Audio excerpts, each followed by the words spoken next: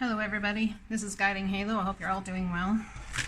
I apologize for any noises you hear in the background. I need the window open to get some air into place. So you may hear some loud traffic. Alright, let's find out what's happening for us on the beautiful full moon, 2nd of September, which is tomorrow for when I'm recording this. So I'm using the Alana Fairchild White Light Oracle, this one here, and then I'll be using the guidebook, Call It Baron Reed, for the Goddess Power Oracle. So let's find out what's happening, things to keep in mind, things that's going on with Gaia, things that are going on in the inner world and the outer world. Let's find out, shall we? I'm just gonna, I'll just split the deck and pull one because these cards are hard to shuffle. Karma of Katuhala. I'm not sure exactly how to pronounce that, but it's what it is. Let's see what it is. 43, so we're in a very spiritual time frame here.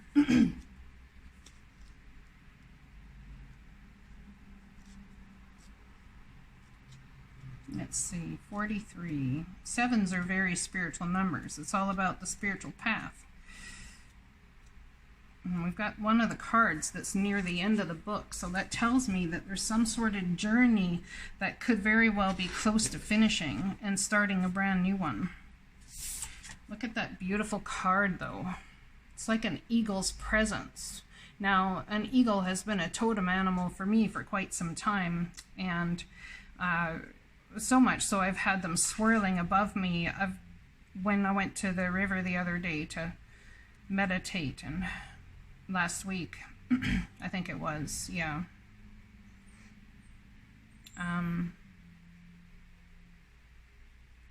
There was an eagle across the river, and he sat there and like stared at me the whole time. Your sacred soul passion is powerful enough to shift the state of your inner reality and your outer experience. So commit to what truly ignites your heart, and do not be dissuaded by anything or anyone. If you are seeking to make a commitment, do so when it truly connects you to your heart. Follow your genuine, meaningful bliss. Know that no matter what happens to be, you shall prevail, you shall arise.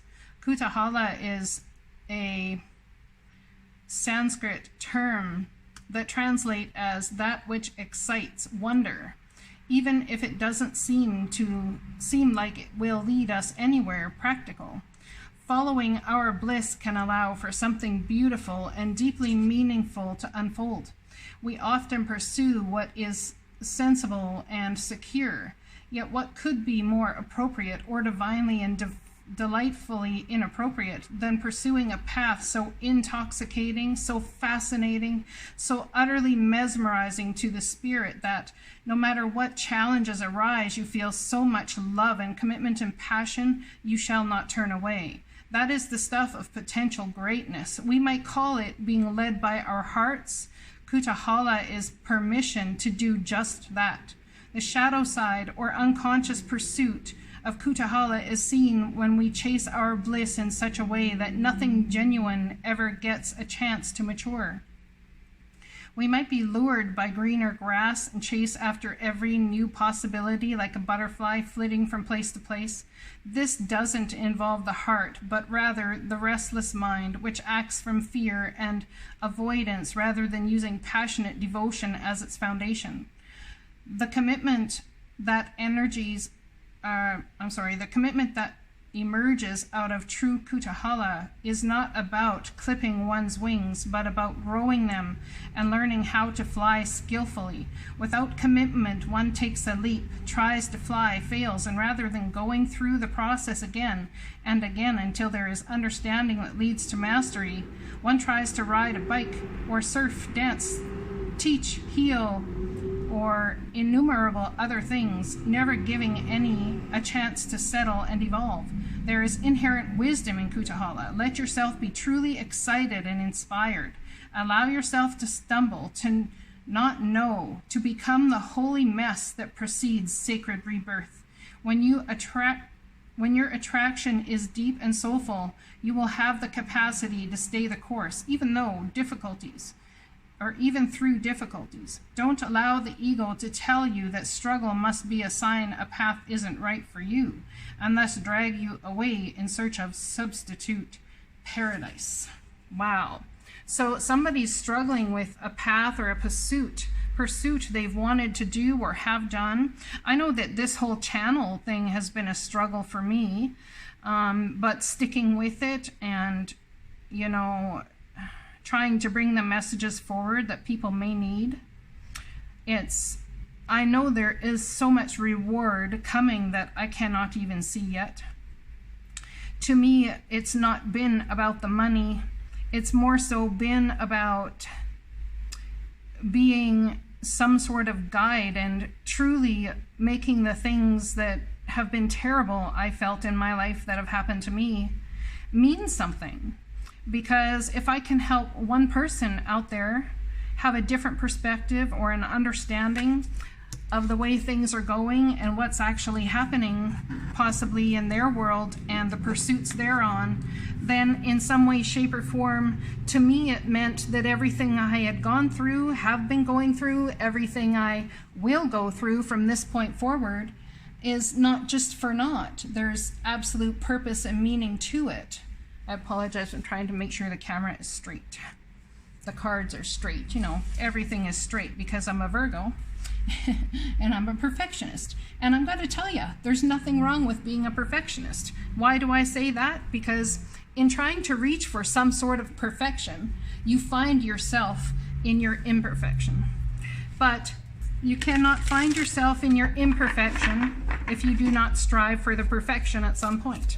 Let's pull a card from the Goddess Power Oracle deck. Okay, well, I got too many. I'm going to put them back, shuffle again, and pull one as splitting the deck. Because it's easier. I am coming down with a little throat something or other, cold. I'm not sure what that's about, but I am well, nonetheless. So don't worry, I got this. It's all good. And I thank you for your prayers and for helping me transmute all of this energy into beauty. And I had an awakening, how I'd say uploads over the last couple of days. And I find that before the uploads come, I actually feel, tired. And so it's like, in taking the time to stop, that's when the uploads actually do come, but then I seem to end up with a bit of a bug of some sort. So I believe there's a lot of energy that's pulsed through that needs transmuting, and I'm working on that. There's something about potential going on here, and it's a number 9 card. Beautiful that we have this coming out in the Hermit birthday season, which is, you know, the Hermit in Tarot is number 9. It's also the 9th month. It's about the wise sage. I'm guessing this reading is going to resonate with Virgos very well, or anyone who is teaching something and understanding the potential in it. Perhaps there's something that you have newly uploaded or understood that's going to bring about a new potential for you. And it's Ceridwen, I think is how you pronounce that. I could be wrong. Card number 9, let's have a read of what this card is about, shall we? Look at that, she's got curly hair just like me. Empowerment message. You are a child of infinite potential, and the Celtic goddess is here to remind you of the power that resides in the womb of your heart and the chalice of your mind. Everything you need is coming together right now, as if your life's reflection were shining brightly in a golden liquid in Ceridwen's magical transformative cauldron. Imagine greatness, and there will be greatness. Envision peace, and there will be peace. Choose love, choose gratitude, choose faith in the divine magic that flows through you. These are the only ingredients needed for the goddess Ceridwen to work her transformation magic on your behalf. Regardless of the limitations imposed in your world by fate, culture, and conditioning, your true destiny is coalescing on your behalf. You can be anything you imagine. Remember this: dream and trust that everything you need exists to make the dream a reality. This is the promise of the golden Ceridwen. The alignment message: when you become complacent in your comfort zone, you run the risk of never moving beyond where you are. Your true potential remains dormant and inaccessible. This may feel like a vague boredom, an envy of others, or an anxiety accompanied by a sense of low self-worth, reinforced by habit, or an addiction to feeling like life will be amazing for everyone else but you. Or in so many cases, it's just being trained into your after generation upon generation of repression and conformity. The goddess Ceridwen comes to remind you that it's time to course correct. Your alignment task is to turn this around by releasing all judgment towards yourself and others and reclaiming those dreams you seem to have lost. Write down those dreams and set your intentions. Then look in a mirror, imagining that you're looking into Ceridwen's transformative cauldron, and say them out loud as if they have already happened. You are so much more than you allow yourself to be. Only good will come of your growth. Your dream and cherished desires are important to the divine. The way is simple and profound. Just say yes with gratitude in your heart, and the goddess Ceridwen will lead you to discover your highest good. How beautiful is that? I don't know about all y'all, but I'm looking into different income sources, having many streams of income due to financial struggles. And I am not interested in the amount of struggle and effort a lot of times, like the 3D world would have you go to a job and all of that sort of thing. I'm not looking to get rich quick, but I always look for different income sources. I would love to be able to come here and do this kind of work simply because I desire to, as opposed to am forced to because I need the money. And in doing this kind of work, it brings me absolute fulfillment to follow my heart's desire in that way. So it doesn't take any time away from the channel, and it doesn't take any of this, but if I can bring myself to a place of more financial freedom, then I will do that. And if I can bring myself to others, help others once I have done so, come to a place of more financial freedom, you know, then I will do that. It's all about learning and growing and then teaching others what you have learned and grown from. At least that's how I feel about it.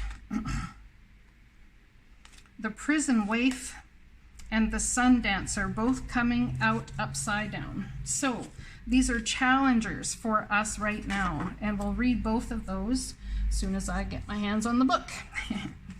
All right, the Prism Wave card number 31, which is a solid foundation. There's a massive change coming to what someone views as solid foundation, and you are being guided from the other side, past loved ones. There's something to do with a portal of energy opening here to bring about new ways of growing and new ways of doing that are really going to set some people free with the Sun Dancer here.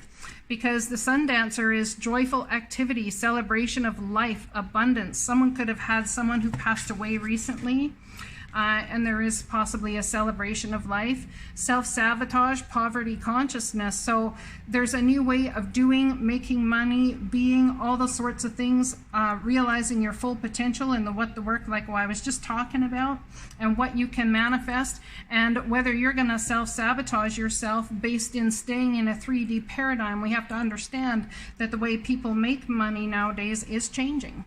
So are we going to change with it? That's the question. That shall forever remain the question for everybody. Are we going to change with it?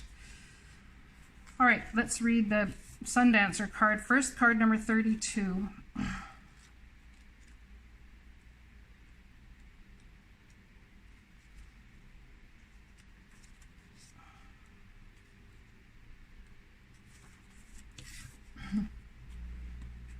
Beware of losing yourself in your dreams of the future when the sun dancer comes to challenge you. Their message is sweet and simple. Stop what you're doing and go have some fun. Celebrate what is and don't worry about what will be or what could be. Be here and now. Just be, just for today. You will find your answers, but only after you've made time to play. Tomorrow, after all, is another day, and the sun will rise again to shed its warmth and light on all that needs clarity. You can count on it. So what is your version of play? What is your version of joy? What is that? Because perhaps your version of play and joy is to learn. Perhaps your version of play and joy is to go dancing. Perhaps your version of play and joy is to go for a walk. Perhaps your version of play and joy is to lay in bed and watch movies all day. So it's not about joyful activity in the type of thing that is in a box, because everybody's idea of joyful activity is different, right? So keep that in mind as you move forward. Prison wife. Let's read this one. Self-sabotage, poverty consciousness, card number 31.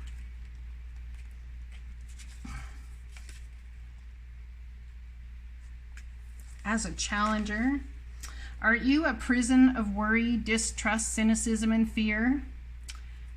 Do you constantly tell yourself that there's not going to be enough, or do you see only lack and poverty wherever you look?